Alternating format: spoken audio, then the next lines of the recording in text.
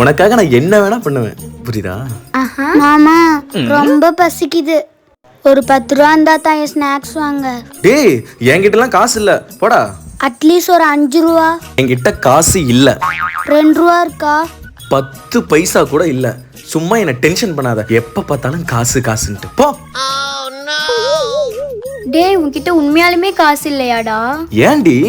நாம வெளியே போய் ஏதாச்சும் டிஃப்ரெண்டா சாப்பிடலான்ட்டு இருந்தேன்.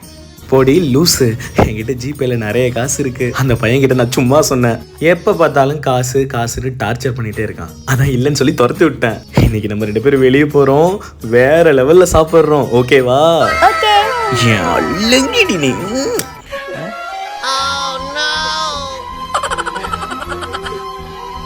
அஸ்வந்த், என் ஷர்ட் மட்டும் அயன் பண்ணி தாடா. குடும்பமா பண்ணி தரேன். அஸ்வந்த், என் ட்ரெஸ் எடுத்துட்டு வாடா. தோ உடனே எடுத்துட்டு வரேன் மாமா. அஸ்வந்த், கடைக்கு போய் ஷாம்பு வாங்கிட்டு வரியா? தோ போய் வாங்கிட்டு வரேன். அடப்பாவி ஃப்ராடு, இனிமே கிட்ட ஏதாச்சும் வேலை சொல்லுவல்ல, வாடா மண்டையை உடைக்கிறேன்.